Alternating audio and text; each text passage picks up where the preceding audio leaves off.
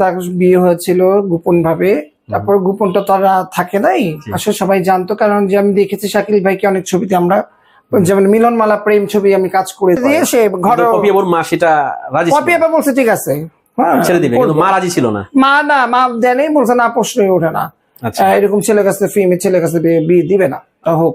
আচ্ছা, বা ও যে ফিল্ম থেকে আমরা বলছি যে ঠিক আছে আস্তে আস্তে ফিল্ম ছেড়ে দিবে, আপা বলছে মানে শাকিল ভাইয়ের ডিমান্ড ছিল যে মানে ফিল্ম ছেড়ে দিতে।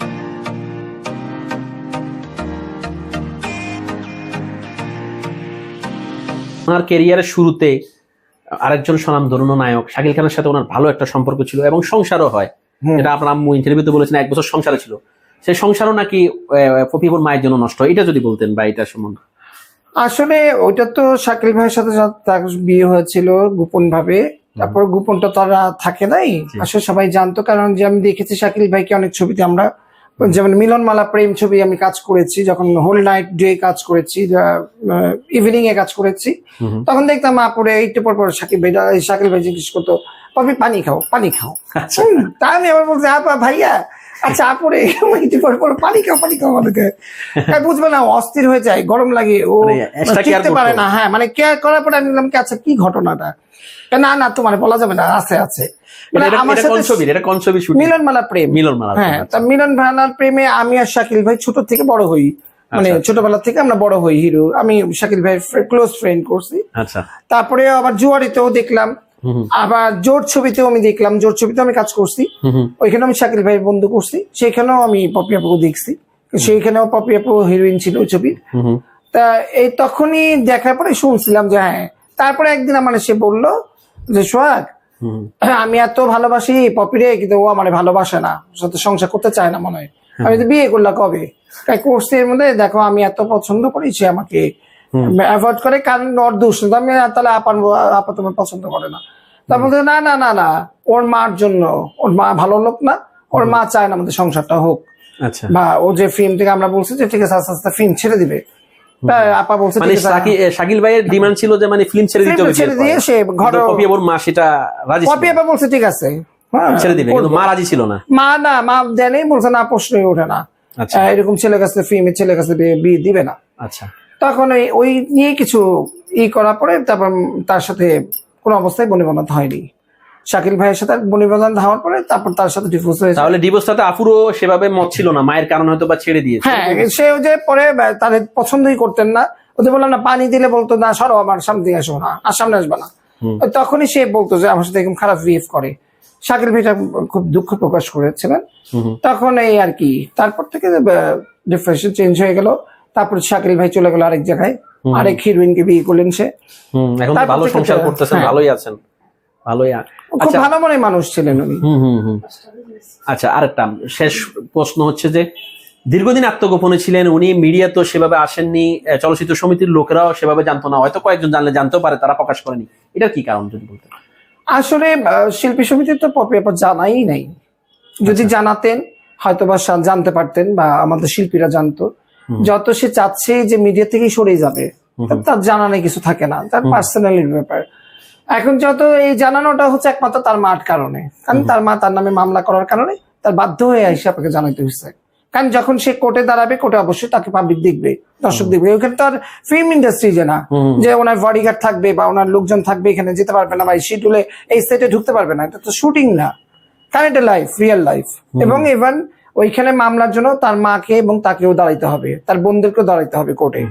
তো যখন একজন জজের সামনে সে দাঁড়াবে, তখন ভাবছে তার তো এমনি রেপুটেশন খারাপ হয়ে গেল, এবং দর্শক মানুষ দেখবে, জনগণ দেখার আগে সে তার রেপুটেশন যেন খারাপ না হয় সেজন্য সে এসে এবং তার মনের কথাগুলো প্রকাশ করেছেন এতদিন পরে। আপনি 48টার মতো সিনেমা করেছেন আপুর সাথে, কাছ থেকে দেখেছেন, আপনিও কি জানতেন যে আপু বিয়ে হয়েছে, একটা বাচ্চা এত বড় হয়ে গেছে, এগুলা কিছুই কি জানতেন? না, আসলে আমিও জানতাম না, জানতাম না। মাঝখানে একবার কথা হয়েছিল, এক শুটিং কথা হয়েছিল, তখন বললো যে কাজ কম করছেন, তখন সে বলেননি যে কোথাও যাবে বা সরে যাবে। শাকিল খানের সাথে বিচ্ছেদের পরে আপুর ভিতরে কোনো কষ্ট বা কোনো কাজ না, কোনো কিছুর কারণে নেই, কোনো ফিল ছিল না তার ভিতরে। তারপর পপি আপুর সাথে তারপরে তো অনেক জুয়ারি টুয়ারি অনেক কিছু করলাম।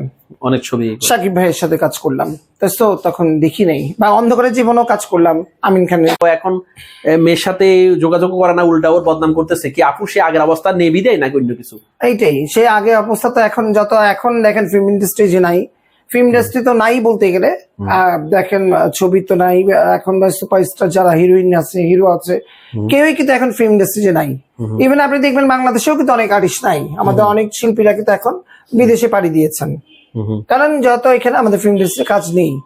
এই জন্য যাদের অ্যাবিলিটি আছে তারা কিন্তু প্রবাসী হয়ে গেছে, প্রবাসীতে যে থাকছেন, যেমন মৌসুমী আন্টি, শাবনূর আপু, তারপর আপনি যে আমাদের সোনিয়া আপু, হিরোইন সোনিয়া, তো এরকম, তারপর পলি না, যে মাঝে মাঝে রুজিনা আন্টি চলে যাচ্ছেন আসছেন, তো এইভাবে কিন্তু আরো অনেক আর্টিস্ট আছে, নিপানা মোনালিসা ও আমেরিকাতে। হ্যাঁ, মানে সবাই কিন্তু চলে গেছে অলরেডি, এবং নিজেরা নিজের ভাবে সেটেল হয়ে গেছে, কেউ চাকরি করছেন, কেউ এমনি বসে আছেন, কেউ বিজনেস করছেন। তো এখন এমন আমাদের একটা পজিশন যে এখন আমাদের এখানে আবার ফিরে আসা কোনো কায়দা নাই, কারণ আমাদের ভালো ছবি হচ্ছে না, ভালো কেউ মুভি বানাচ্ছেন না, কেউ ভালো গল্প, এখন যে তাদেরকে এখন যে টিনেজদের যে বয়সটা, এখন কিন্তু যে পপি আপু বলেন, মৌসুমী আপু আন্টি বলেন, ওনারা কিন্তু এখন আবার টিনেজ হিরোইন হিসেবে কাজ করতে পারবে না, কারণ এখন এই কিন্তু অনেক চেঞ্জ আসছে। এখন হয়তো সেই কারণে হয়তো দেখছে যে না, এখন তো তাদেরকে চলবে না, বা তাদেরকে নিয়ে কেউ মুভি বানাবে না, কারণ হিরোইন হিসেবে বানাবে না। হয়তো পপি আম্মুর এইটাই মনে হয় জিতটা ছিল যে না, এখন তো হিরোইন করতে পারবে না, তাহলে আমি টাকাও সেরকম পাবো না, তাহলে কি করতে পারি, তার মানে তুই যা সম্পত্তি ছিল আমি তোকে দিব না, এটাই মেইন টার্গেট ছিল, যে এই মেয়েদেরকে দিব, একে দিব না। আর এর চিন্তা ছিল যে আপা, যে আমি তো এত বছর এই সংসারটা টানলাম, ভাই বোনদেরকে টানলাম, মেবি আমার মা তো আমাকে কিছু না কিছু দিবে, এখন নিজের যত একটা সংসার হচ্ছে, নিজের সন্তান হচ্ছে, হয়তো সেই জন্যই এখানে সংঘর্ষ। আর এই জন্যই কি দেলোয়ার জাহান জন্টু ওনার মাকে বেঈমান বলেছেন? এটা তো বেঈমানই বলা চলে, এটা বলা লাগে না ভাই, আমি তো বললাম এটা কোনো মুখে বলবো কেন, সে তো কর্মকাণ্ডতে দেখা দিছে, নাহলে একটা মা একটা সন্তান নামে মামলা করবে কেন, বা একটা সন্তান তার মার জন্য কেন মামলায় যাবে, কেন এটা মা মেয়ের সম্পর্ক, মা ছেলে সন্তানের সম্পর্ক, এটা তো পবিত্র জায়গায় তো অপবিত্র ঢোকা কথা। বাংলার পরে আবার মিডিয়াতে এইভাবে বলা বা জিনিসটা প্রকাশ, এটাও যে ওকে ছোট করার জন্য, জানে পপি আপা সোজা হয়ে দাঁড়াতে না পারেন, কারণ তার যে একটা ভালোবাসার লোকজন আছে, তার জনগণ, তার যে ভালোবাসা প্রিয় লোকজন গুলো আছে, ভক্তগুলো আছে, তারা তখন তাকে ঘৃণা করবে, কারণ মার উপরে কেউ নেই। হ্যাঁ, এখন আপনিও যদি একজন রিপোর্টার বা আপনি একজন প্রেজেন্টার, আপনিও যদি এখন চিন্তা করেন কি ব্যাপার, এত বড় সুপারস্টার হিরোইনের মা তাকে এইভাবে খারাপ বলছে, তার মানে সে ভালো লোক না। তো এখানে এটাই হলো সমস্যা, আসলে আমরা খুদিয়ে দেখতে গেলে দেখবেন তার মার সমস্যাই অনেক বেশি। আচ্ছা, আরেকটা কথা বলবো, যে উনি ওনার ইন্টারভিউতে খুব আফসোস করে বলেছেন যে আমার মা তো চাইলে আমাকে কোরআনে হাফেজা বানাতে পারতো, আমাকে চলচ্চিত্র কেন দিয়েছে, ওনার সাথে এরকম একটা ইন্টারভিউ আছে। কারণ কি, আমার যতটুকু মনে হয়, কারণ আমি যতদিন তার সাথে অভিনয় করছি কখনো দেখি নাই যে সে অভিনয়ের উপরে কোন ইন্টারেস্টেড তার ভিতরে ছিল বা শখ ছিল, যেমন আমাদের একটা শখ আছে যে আমরা একটা বড় কিছু তো হতে যাবো বা করব, তার ভিতরে কিন্তু আমি এই জিনিসটা পাইনি কোনোদিনই। সে কাজ করছে ঠিকই, যে এইটা ছিল না যে আমি এই মুভিটা থেকে আরেকটা ভালো মুভি কাজ করব, আমি আরো বড় স্টার হব, এইটা ছিল না। সে কাজ করতো ঠিক আছে, মানে মরমরা ভাবে, অত খোলামেলা না, হাসাহাসি করতো খুব কম, কাজ করছেন যার সাথে করছেই, মানে ওই আহঙ্কারটা ছিল যে আমি আরো করব, আগ্রহটা ছিল না, মানে ছিল তার মার। যে কেউ বলতো আপা আমি ছবি ব্যাপারে আসছে, একটা মুভি কাজ করবো, ঠিক আছে আপনি আমার মার সাথে কথা বলেন, আমি উনি শিডিউল দিবে, এই শেষ। এই ভিডিও যদি আপুর চোখে পড়ে বা ওনার মায়ের চোখে পড়ে, কি বলবেন ওনাদের নিকট? আমি আসলে বলবো, আপুর হিসাবে বলবো যে আপু খুব ভালো একটা মানুষ, তা এগিয়ে যাক, লড়াইতে দেখি কে জিতে। তো যত মা মেয়ের লড়াই সারা বাংলাদেশ দেখবে।